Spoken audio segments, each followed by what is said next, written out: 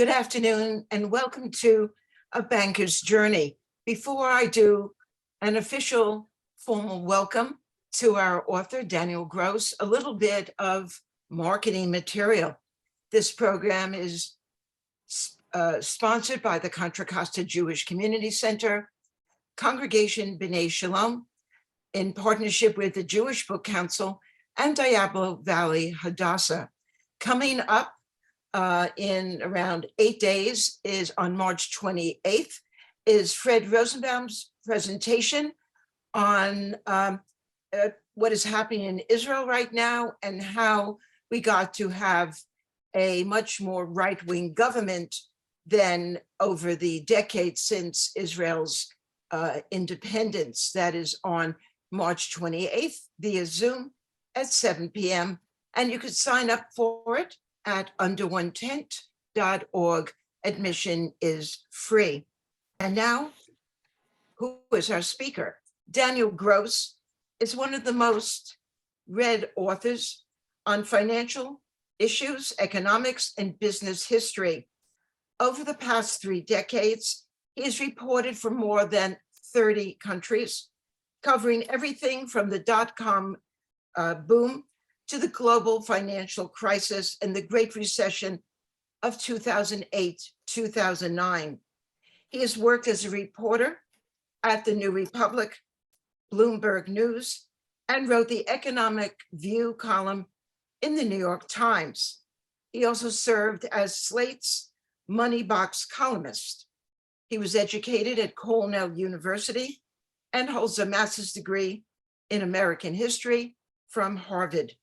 His great-grandparents immigrated to the United States from Syria.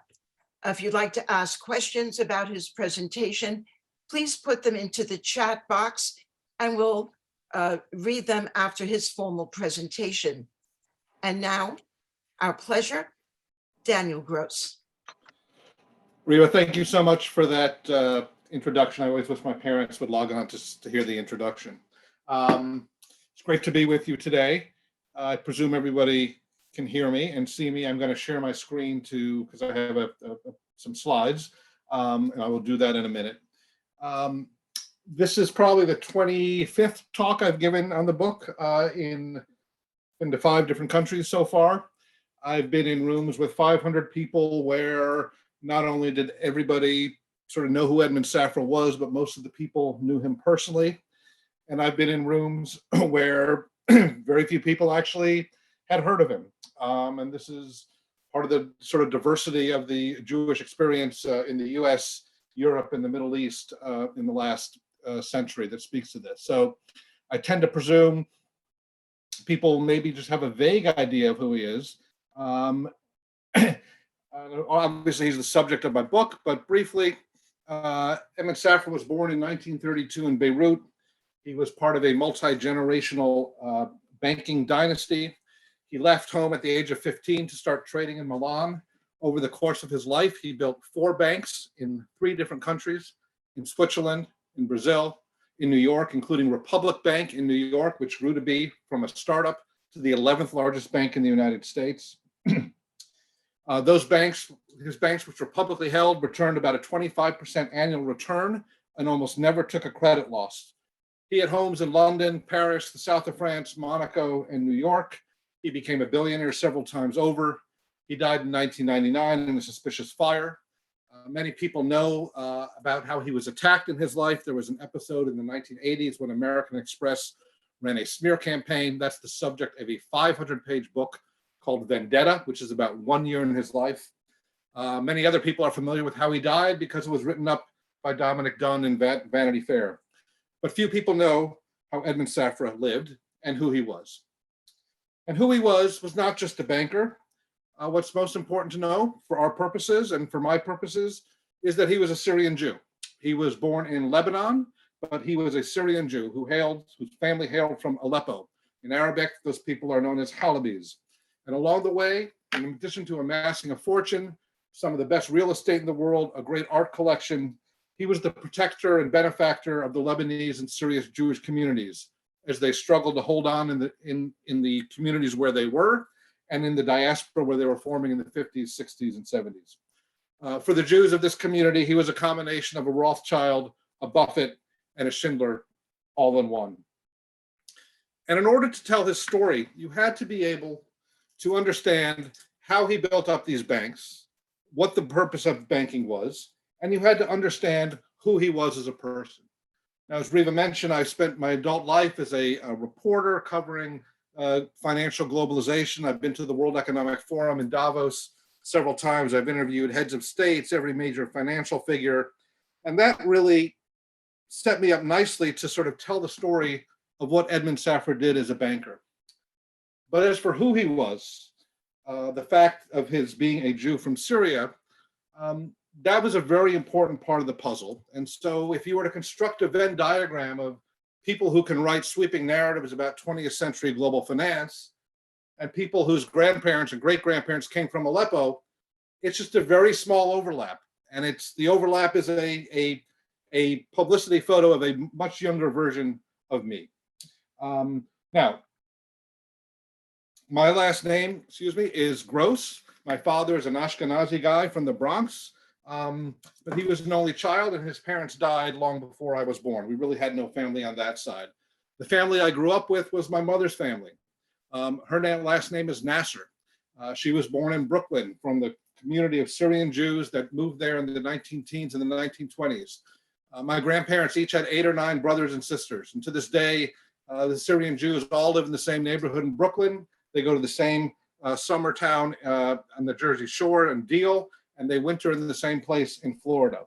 I did not have a booby, I had a sittal. When my relatives spoke or cursed or made jokes, they did so in Arabic, not in English or Yiddish.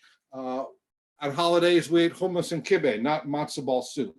And this is a very important part of my heritage and understanding the story of Edmond Safra.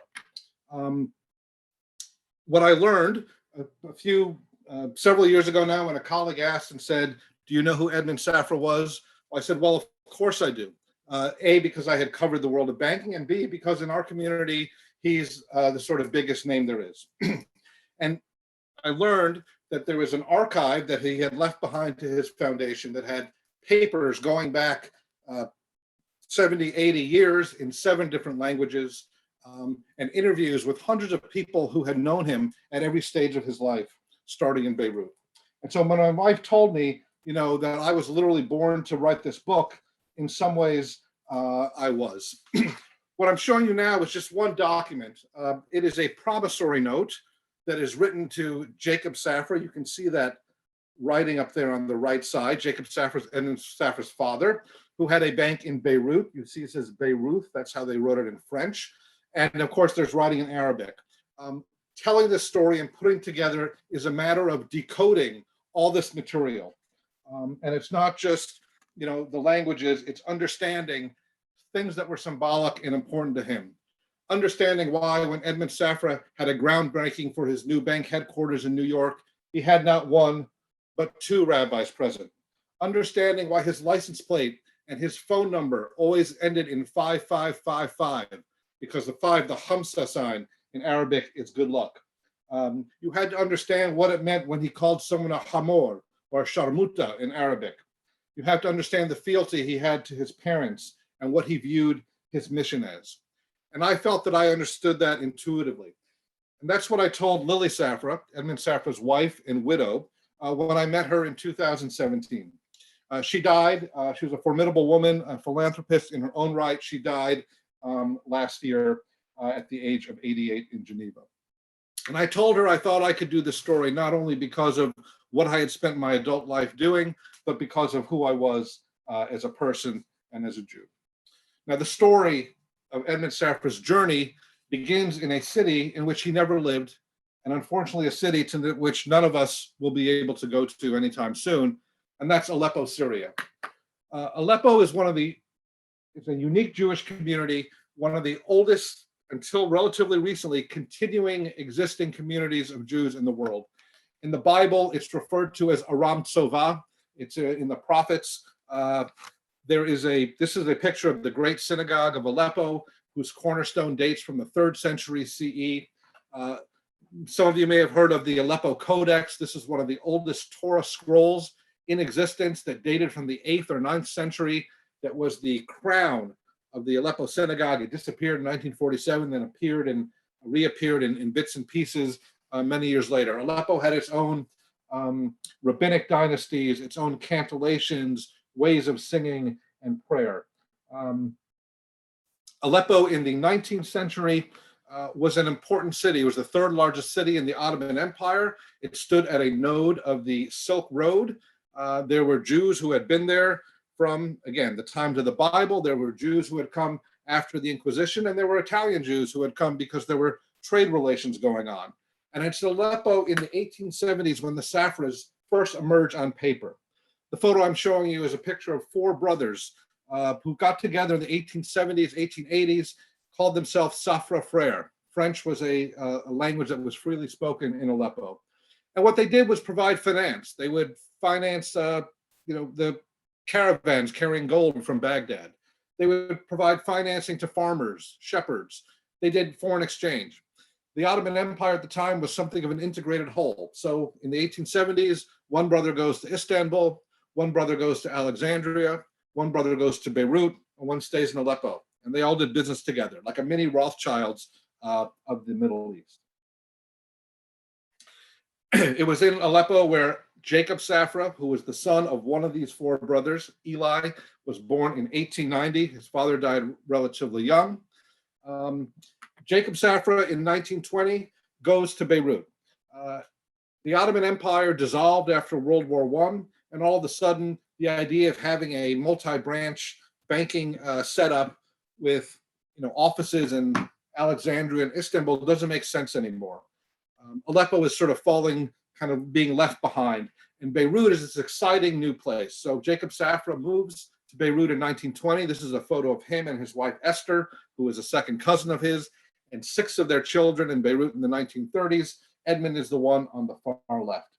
Jacob, as I said, moves to Beirut, sets up a maison de banque. It was a small institution where he would lend money to people. Now, Beirut had one of the more interesting Jewish communities in the Middle East, even though it was relatively close to ancient Israel and Syria and places where there had been Jews for a long time. The Jewish community there was very small. And in the 20s, it was mostly people who had come from Syria. The big synagogue there was only built in 1927.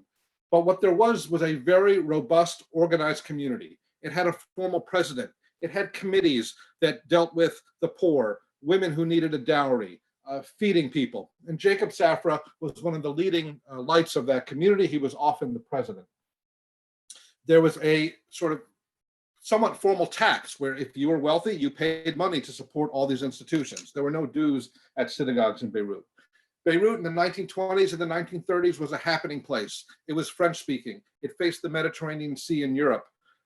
The money that was coming from the Gulf from oil came to Beirut to be entertained in the casinos and the nightlife and to be taken care of in its banks.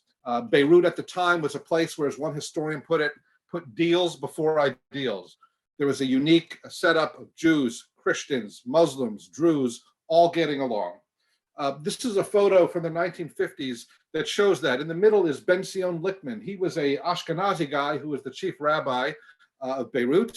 To his left in the Tarbush is Jacob Safra, and to his right is Pierre Gemayel, one of the founders of the Christian Phalange Party. They were every time in Passover every year, the entire community would come out to sort of pay respect to the Jewish community. And it was in this world in 1932 where Edmond was born. He was actually born in a suburb, a town up in the village where, a village up in the mountains where the Jews used to go. It's called Aleppo. He was born into a world of networks and communities. He was born into the network of his family that was doing business around the Middle East. He was born into the network of Halabi, Aleppo Jews, who in the 19th century started to fan out to the US, to Manchester and the textile trade, to the Philippines, to Hong Kong, to Japan. Any commercial center, there were 4 or 5 or a few dozen Jews from Aleppo there doing business. He was part of the network of the Alliance schools. In the 1870s, French philanthropists started building schools that would educate Jews in secular subjects from Morocco all the way to Iran. They had a training center in Paris where they would send people out from, and that was like a big fraternity.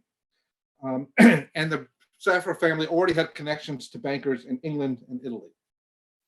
This is a photo of Edmond Safra. He looks much old. He always looked much older than he was. In this photo, he's 16 or 17. Now, in 1947, things are starting to get a little dicey in the Middle East. Lebanon was actually the only Arab country whose Jewish population actually increased after the foundation of Israel, because a lot of Jews from Syria and Iraq came there. It was a relatively safe haven. But Jacob Safra was thinking that he needed to have a beachhead for his family business abroad. And he tabs his second oldest child, not his first oldest, his second oldest child, Edmond, at the age of 15, said, "You finish high school, I'm sending you to Milan."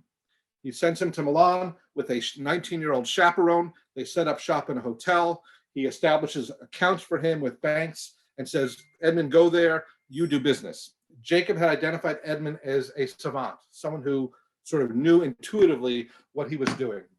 And he traveled around Europe at the age of 16, 17, buying gold. At the time, the price of gold was fixed in Europe. It didn't really trade. There was no gold market. It was $35 an ounce.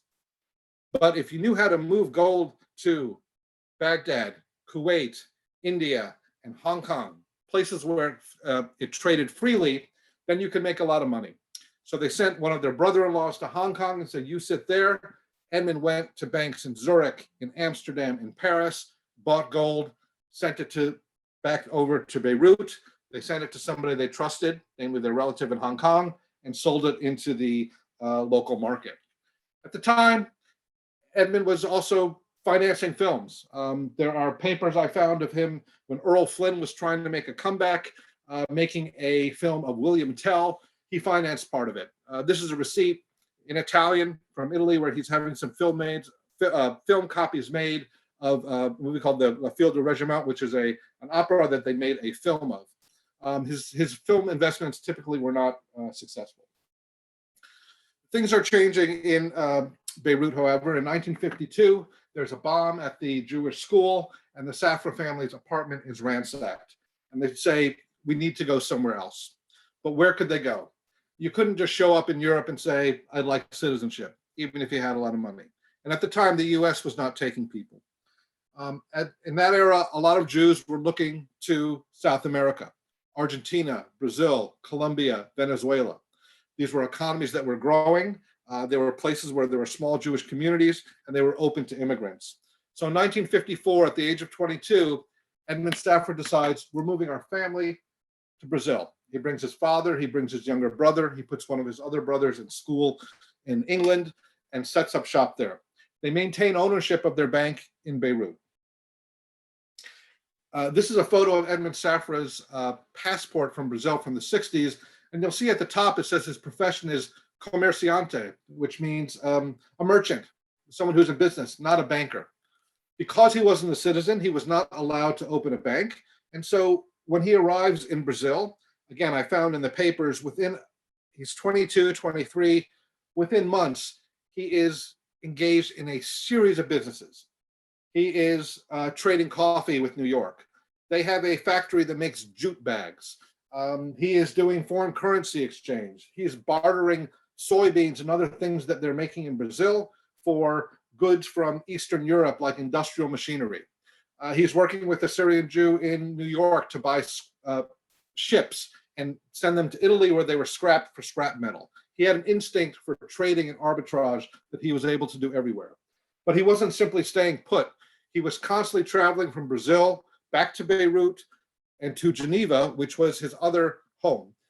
In 1956, he sets up a trading operation in Geneva. Here is a letter from him between his operation and the Mokadas. The Mokadas are a very old line Sephardic Jewish trading house in London that did precious metals. And this is a letter about trading silver. So he was already connected to these groups. And in 1959, in Geneva, he starts a new private Swiss bank called Trade Development Bank. A lot of his clients were people from what they call the suitcase generation. They were Jews in Egypt, in Syria, in Lebanon, in Morocco, in Istanbul, who felt like they may have to leave at a moment's notice and needed someplace safe for their money. So now he has Lebanon, Switzerland, and Brazil, where he has finance operations, but he wanted more. He wanted to go to New York. For those of you who have spent time in Manhattan, this is called the Knox Building. It's on the corner of 40th Street and Fifth Avenue, just below the New York Public Library. Edmond Safra bought this building in 1963 for about $3 million. He decided he would live on the top, in the penthouse on the top, and in the bottom, he would start yet another bank. But this time, it would be a classic American consumer-facing bank. He chose the name Republic Bank, started with about $10 million, and he was sort of shocked that America was so open. They would just let somebody come and open a bank, and that when you did, that Bobby Kennedy, who was the senator from New York, would show up to come cut the ribbon. Edmond Safra is 5 people to RFK's right, the sort of cherubic, chubby-faced guy who is smiling. Here he showed a facility for doing American-style banking. At the time, in the 60s, you couldn't compete by offering a higher interest rate, and you could only give a premium of like $10, like a toaster, to somebody who came to open an account. But the people at Republic realized there was a loophole. If you brought a friend who would put down a CD for $5,000 or $10,000, there was no limit to the gift I could give you. So he decided he would give black and white televisions, which at the time cost a few $100s, to people who would bring in friends to open accounts. And of course, many people in the Jewish communities in Brooklyn and Queens jumped at this. There was a woman named Ida Schwartz who had brought in 25 different people and walked away with 25 different televisions. The reasons he wanted these deposits was not to make mortgages or credit card loans or auto loans in the US. It was because he had this global network where he would place money with the Central Bank of the Philippines, the Central Bank of South Africa. These were things, loans that were guaranteed to pay back. He'd made loans to things that were backed by the IMF or the World Bank, again, with a guarantee. In Edmond Safra's world, back in Aleppo and Beirut, you didn't lend money to strangers. You lend money to people that you knew, and whether they paid it back or not was a matter of family honor. And so he was always very reluctant to extend credit, but he had this global network where he could place funds in a safe manner. By the late 1960s, he had really constructed a global empire. This is a page from one of their corporate reports, and you can see on the map there are dots all over the place in South America, in New York, in Beirut, all over Europe. His younger brothers, Joseph and Moise, he had set up in business in Brazil, and they formed you see the one in Sao Paulo, Safra SA. That evolved into Banco Safra, which became one of the biggest banks in Brazil, still exists today. And he viewed them as a family of banks, even though the ownership was distinct in some ways. In 1972, he took Trade Development Bank, which was his Swiss bank, in Geneva public in London. It was the biggest IPO post-war to that date. You can see on the top, this is the sort of tombstone from the deal. At the top is the seal from their bank. It says it's sort of BJS with a dollar sign. That's what they use for all their banks. And you can look at the underwriters, manufacturers Hanover and NM Rothschild. I mentioned before that they were doing business with the Rothschilds back in the late 19th century. I interviewed Jacob Rothschild, who is in his late 80s, at an event that we did for this book in London. He was the investment banker who took this company public. In 1972, at a press conference, he stood up and turned to Edmond Safra and said, "We've known you for years. My father knew your father. My grandfathers knew your grandfathers." He was part of this sort of national global banking community.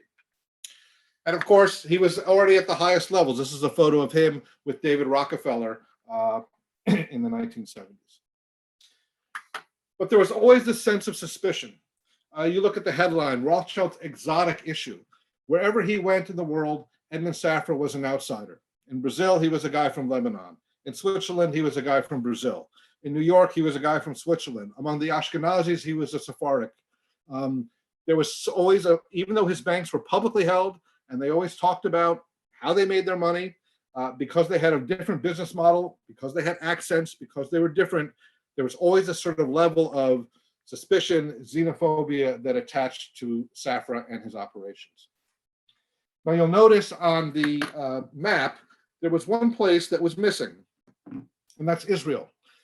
When Edmond Safra left for Europe in 1947, he didn't go from Beirut.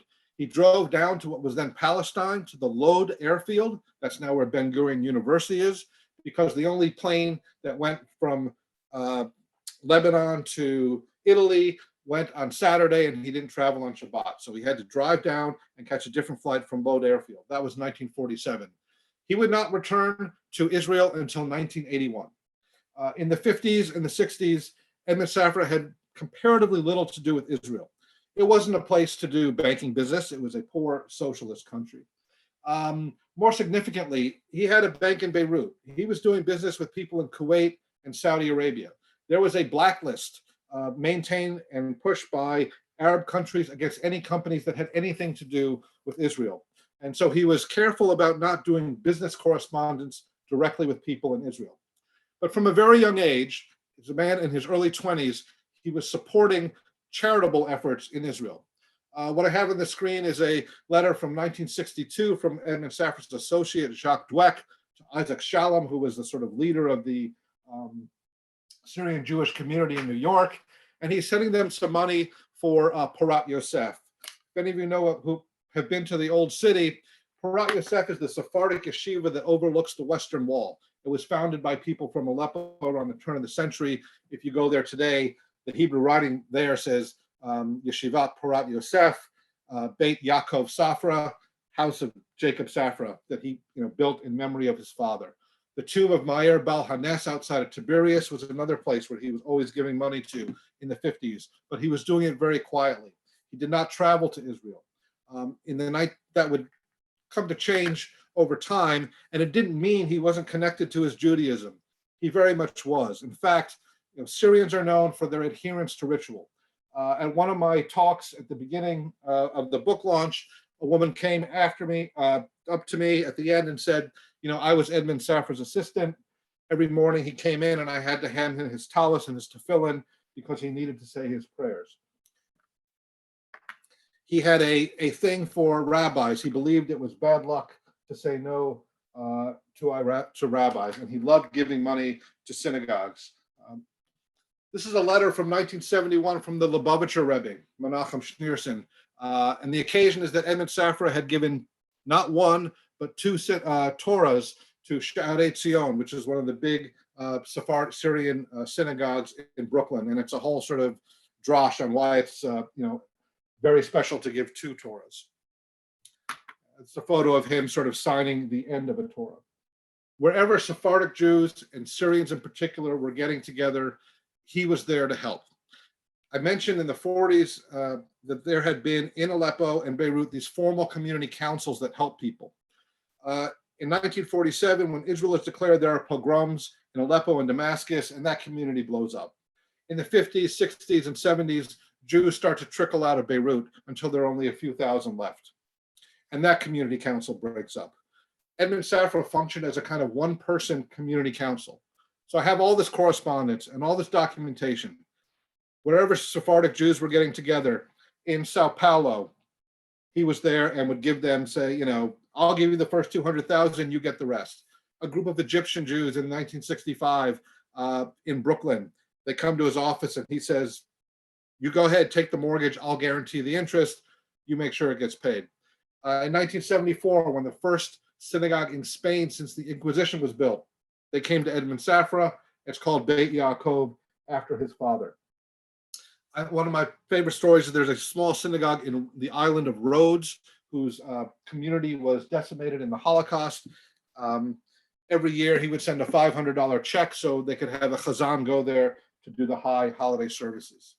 One of the favorite documents I found, it's in French, and it's from 1979, and it's signed Le Rabbin de Aleppo, the rabbis of Aleppo. Of course, he was single-handedly keeping that community afloat, sending them prayer books, money, assistance throughout the years.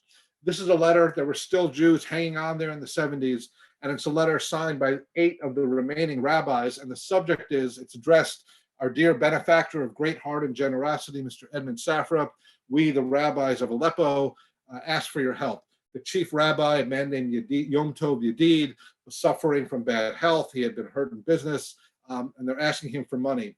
And you can see in green writing at the top, $7,500. That is the writing of the woman who was his assistant. She would sit with him every day, go through these letters, and he would say, give this much, give that much. He was also the champion of Sephardic Jews at an institutional level. This is a photo of Edmond Safra at the 18th anniversary of a group called ISEF, the Israel Sephardic Education Foundation. Some of you may know, through the 60s and the 70s, there was a lot of discrimination against Sephardic Jews in Israel. They had come from Morocco and Yemen. They were put in development towns.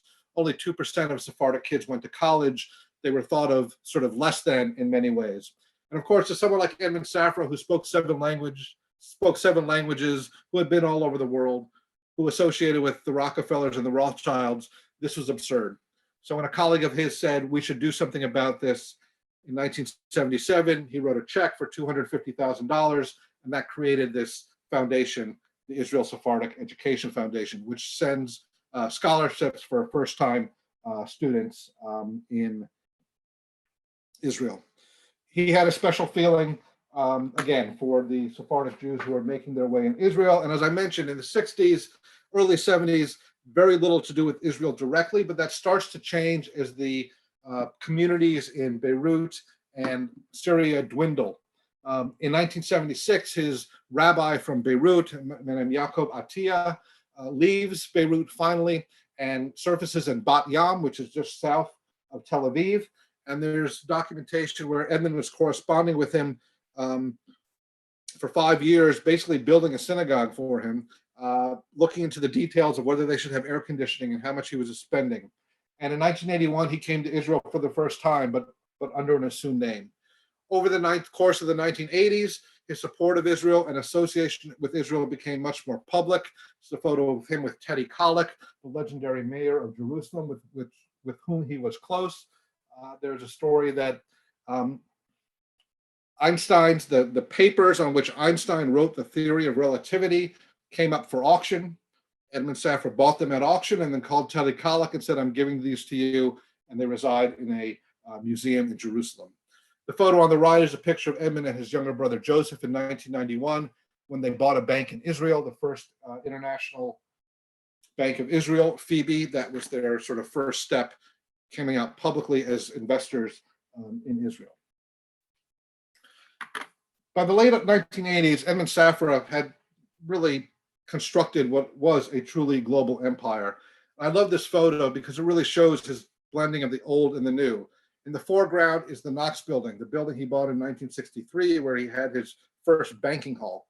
And over time, he acquired the properties around it and built that 30-story headquarters, literally wrapping around it. So perfect marriage of the old world and the new. As I said, he was extremely wealthy, rubbing shoulders with celebrities, heads of state. In the 1980s, he bought a house that is one of the most expensive homes in the world. It's called La Leopolda. It's outside, it's in the hills of south of France, outside Monaco. It had been created by the King Leopold of Belgium for one of his mistresses. He buys this house and renovates it in 1988, has these two huge parties to sort of memorialize the renovation. One was for all the sort of fancy people, designers, socialites, artists, politicians. And the second night was for 400 sort of Syrian and Lebanese Jews, the people he did business with and people he worked with.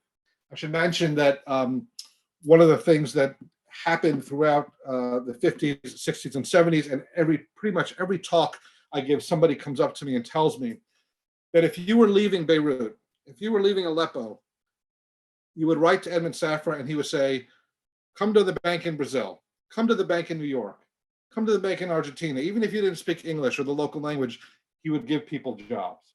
And so a lot of the people who worked in his companies were people that he had known and his family had known. Now, this was 1988. This should have been a high point in his life, but it was actually something of a low point. I want to talk briefly about the American Express episode. Soon after this party, articles start to appear in the press in Peru, in Italy, in France, in Switzerland, saying Edmond Safra is a drug dealer. Edmond Safra is involved with the Medellin cartel. Edmond Safra is involved in Iran-Contra. People had no idea what was behind this, but he thought he knew. In 1982, Edmond Safra sold his Swiss bank, Trade Development Bank, to American Express. They wanted to get into the private banking business. He still owned Republic Bank in New York, which was substantially bigger, but he agreed to sell that bank. He sold it for $555 million because he thought 555 again was the sort of good luck number. And he agreed to stay on, but it was a real mismatch. American Express was run by American MBAs. Edmond Safra was treated as like an aristocrat in his own world, operated like a king in his own companies, which he owned 30% of. So the idea that he would be sort of operating this unit of American Express didn't really wash. He had a falling out, and he left the bank, American Express, in 1983. Now, it was very clear that when his non-compete was supposed to expire in 1988, that he would start a new Swiss bank in Geneva, and American Express feared that a lot of his customers would simply go back to him. And so they tried to stop him in court from doing so. They were unsuccessful. So he's set to open this bank in the fall of 1988. And when Edmond Safra sees these headlines, he says, "This is American Express doing this." And people thought he was crazy. This was the ultimate blue chip company. How could they, what would that even look like? He does two things. He hires a group of private investigators, and he starts suing to pay people to take down these articles that were disparaging his name. And this is all covered in a book by Brian Burrow. Brian Burrow is one of the co-authors of Barbarians at the Gate, one of the best business writers around. This book is called Vendetta, and it tells the story in intricate detail. Two things happen. One, as part of the discovery process in one of the court cases, one of the newspapers turns over and says, "Hey, here are these documents. This is the dossier we got on him."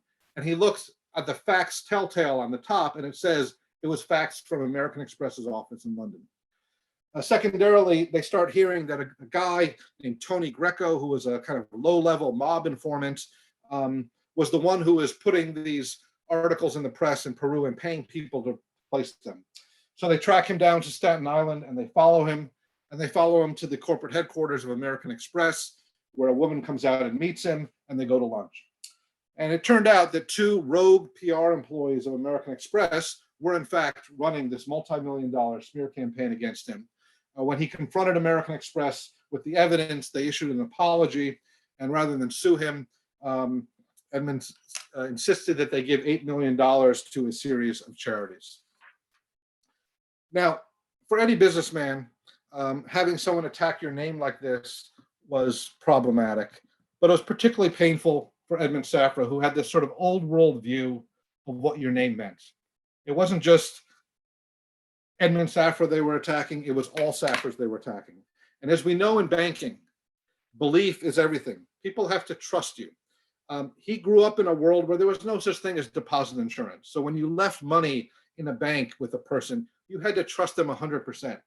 You had to trust someone you lent money to 100%. The honor of the family name wasn't just a matter of personal honor, it was a matter of the business. And these were very large institutions at this time. I said this is one of the, it's a photo of Edmond Safra at La Leopolda with Margaret Thatcher. So, at a time when it should have been a triumph, he was dealing with this, and it hurt him quite badly. He went ahead and reopened his new bank called Safra Republic in 1988. Many of his customers came back, and in the 1990s, his banks were thriving. But so that the story of Edmond Safra up until the 90s, he's a guy in his 60s, he's worth several $billion, immigrant success story, a series of triumphs. But the story of Edmond Safra in the 90s is actually winds up being a series of tragedies. And the American Express attack is really the first of them. I'm sorry. I mentioned, so he's attacked by American Express, that's wounding to his pride. In the early 1990s, at the age of 60 or so, he's stricken with Parkinson's. And over the course of the years, 95, 96, 97, it becomes more and more debilitating. And he realizes he can't keep up this pace of traveling between 5 different cities and running this global enterprise. He essentially worked 24/7. He was always on. And so he's debilitated physically. Now, one thing I hadn't mentioned, that Edmond Safra, in the Syrian community and in your family, it was typical for men at the age of 28, 29, you would marry a 19-year-old woman and you would have several children. Hopefully for them, they would say, hopefully some of them would be boys, because only boys and men went into the family business. But Edmond Safra, this was one area where he sort of departed from tradition. In his 20s and his 30s, he was running around the world. He didn't want to settle down. He didn't get married until 1976. He married Lily Safra, who was not Syrian, who was a woman from Brazil. She was incredibly wealthy in her own right. Her husband had owned one of the biggest appliance chains in Brazil. He died in 1969, so she had her own fortune when they got married. She was a connoisseur of art and style, lived in a very sort of different world than a lot of the people that Edmond Safra had grown up with. They did not have their own biological children. And the idea of appointing a successor who was not a Safra was anathema to him. His banks were publicly held, but he personally owned 30% of the stock. Now, in his world, every business was a family business, and it was an intergenerational business that was supposed to go on for generations.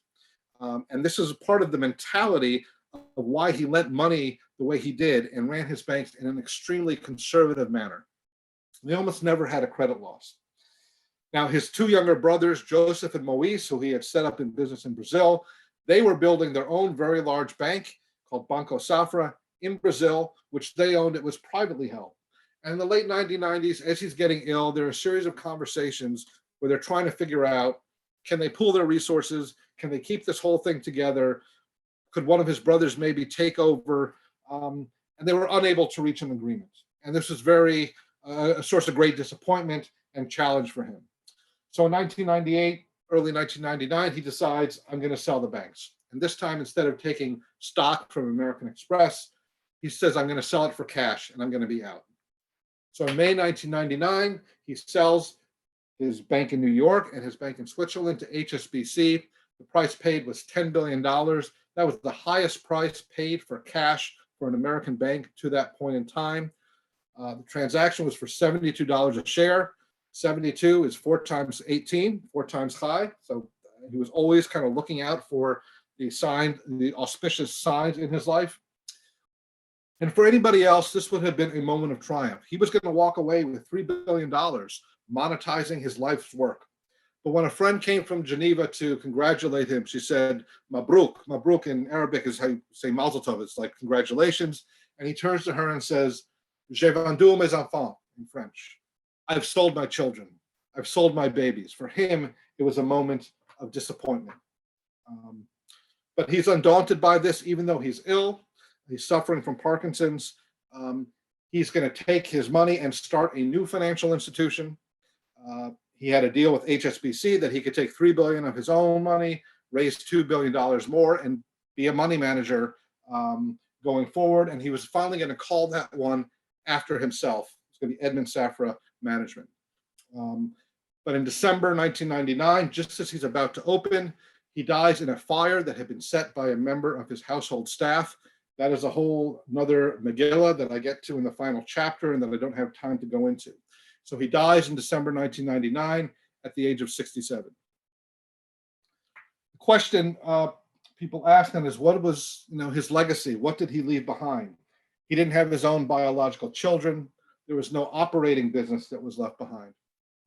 But he left most of his money to a foundation that bears his name.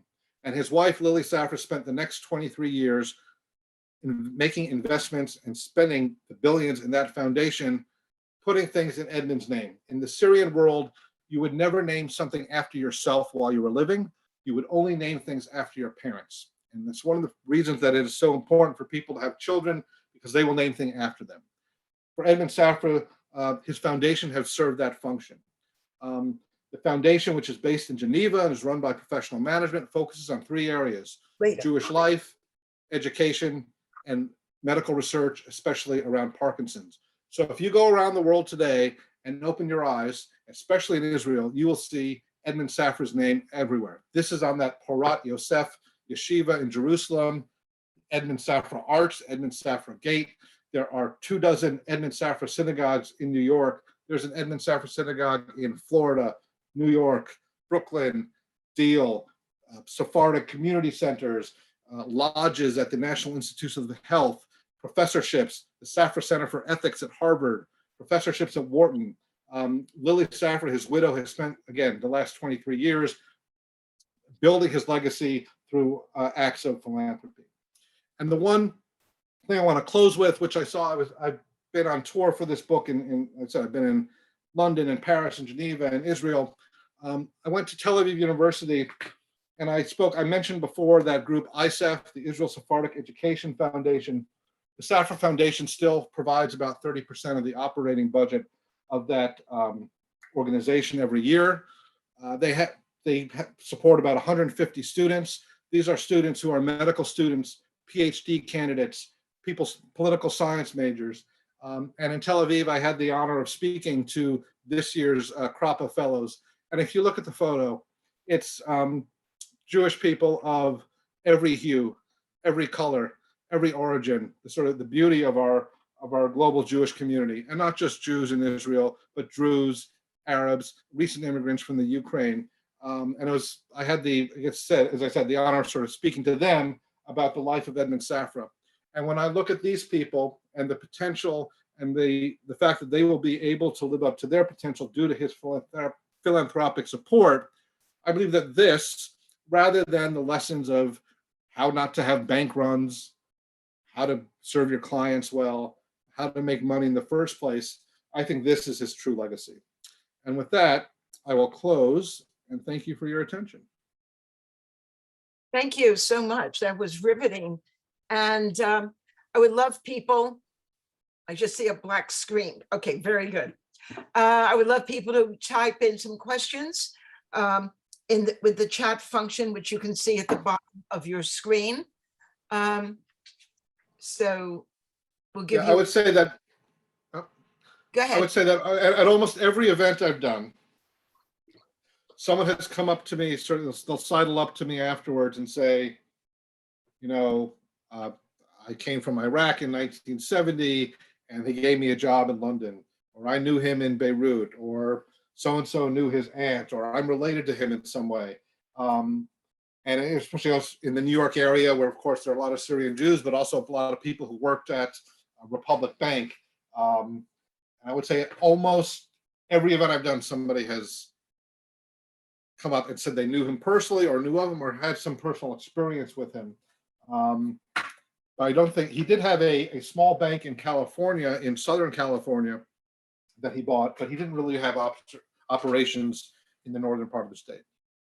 Is there any, well, we're waiting for questions, and please write them in the I see chat. someone has their hand up. Oh, they do? Okay. Let me, I don't know. just whoever has their hand up, you can, I don't, just, It says Moshe Levin has his hand up. okay, Moshe, go ahead. Yeah, okay. How do I close my chat? Close my chat. The question I have is, what was he doing in Brazil during the period of the military junta? I think that was in the 1970s, if I'm not mistaken. Did the military rule of Brazil impact him in any way? And by the way, thank you for this incredible and extensive support of this incredible life. Thank you. So by the 1970s, as I said, he moved to Brazil in the 50s. But his brothers come of age and start working. He sets them up, and they have their own bank in the 60s. His father dies in Brazil in 1964, and they kind of divided things up. Edmond was like, I'll take the rest of the world. You guys take Brazil. Although he always had some small operations in Brazil. So he was going there mostly sort of for family reasons, but not doing a whole lot of business. His brother's bank managed to it's incredible when you think about Brazil, right? They've had military governments, hyperinflation, but also at the same time, if you dial back to where Brazil is now compared with the 1950s, incredible economic growth and development. And so if you are a financial institution that can manage to sort of ride out the high inflation and the political uncertainty, very large opportunities for profit. So there were certainly episodes of family members were kidnapped in both Argentina and Brazil, but they were sort of subject to the instability that was there. If you were doing business in Argentina in the 70s, you were doing business with the Perón government, and that was kind of part and parcel of the world. So he was not directly involved in business in Brazil in the 70s. His brother's bank probably was. I think they managed to sort of stay out of the line of the fire. But they've also proven over the generations, whether there's a left-wing government, right-wing government, they managed to be part of the establishment and keep going. I also have a little follow-up question about Israel. Did he supported the yeshivot you're talking about are part of the Orthodox world, and you also mentioned Chabad. Was he in any way supportive, or does the foundation support the non-Orthodox institutions in Israel today, like the conservative or the reform? I would say no. I think there are two things. One, in the Syrian world, there is no conservative or reform. There are synagogues, and the synagogues tend to be Orthodox, and that is in Israel. Certainly in the 50s. I lived in Israel in 1979 when I was 12. The town I lived in had a conservative synagogue because it was a bunch of Americans, and at the time there were like maybe 4 or 5 conservative synagogues in all of Israel. And so, the short answer is that in the Sephardic world, the view of Judaism is what we would regard as Orthodox Judaism. Got it. Thank you. That's it. But they've also done things. For example, there's a French translation of the Talmud, a French Chumash called the Safra Chumash that they have built to encourage sort of, again, in France, most of the synagogues are what we would call Orthodox, but it's not simply about like the sort of old school institutions. It's a lot about sort of Jewish life. And, in Brooklyn, the big community center where they have a gym and exercise classes is the Safra Center. In Paris, the sort of the JCC is the Edmond Safra Center. So it's building Jewish life in the synagogue, but also outside of the synagogue. Thank you. Anyone else? You could start speaking. Question, what is the relationship between the Republic Bank and First Republic? There's no relation. Republic Bank, as I said, was founded in 1965. He came to New York, and the sort of local banking regulators told him he was crazy. There were already 1,000 banks in New York. How was he going to compete against Chase and Citigroup and all this? And he was trying to curry favor, and one of the regulators said he thought Republic Bank of New York would be a good name, and so that's why he picked it. Was there a relationship, someone asked, between him and the Sassoons? Not really. So it's interesting. I'm giving a talk next week at Temple Emmanuel in New York, which is the big Reform temple, and they have a series on Jewish dynasties. 2 weeks ago, someone was speaking about the Sassoons. This week, someone is speaking about the Morgenthau's. Then I'm speaking about the Safras. The Sassoons were in Baghdad in Iraq. Obviously, it's somewhat close to Syria, but it's, they think of themselves as Babylonian Jews versus the sort of Syrian and Lebanese Jews, number one. Number two, Sassoons, they left Baghdad for India in 1820s, 1830s. And yes, they were in Asia. So he knew the Sassoons, and then there were the Kaduris, who were also a big banking family in Hong Kong. He knew the Kaduris. Again, the people who were out in Hong Kong probably did business with them. HSBC, which is the bank that bought his banks, was actually founded by, I believe, either the Sassoons or the Kaduris. They were involved in its creation back in the 19th century. So they knew them, but not the same way they knew, say, like the Rothschilds. I think that's the end of the questions, except for one more. What's your next book? This book took me, I spent parts of 5 years working on this. I was very fortunate sort of during COVID because they had digitized their whole archive. And so there's an archive had these thousands, hundreds of thousands of documents and transcripts of really 300 interviews. And I had a thumb drive and I would just sort of sit at my computer and be transported to Sao Paulo in the 50s or Beirut in the 1940s. And it's been it's a lot of work and I'm spending a lot of time on the rollout of it. So the short answer is, I don't know yet.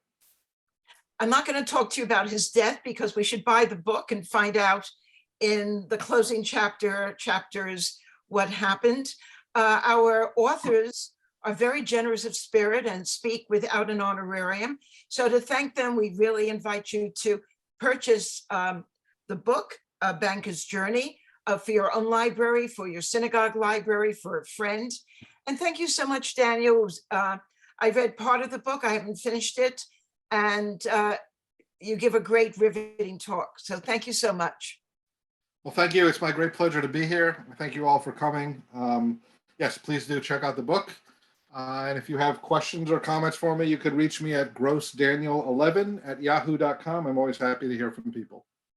Thank you again. And next week again, Fred Rosenbaum will talk about how we have gotten to the present administration government in Israel. That's on March 28th at 7 p.m. via Zoom. Thank you, everyone, for joining us, and see you at the next talk. Bye.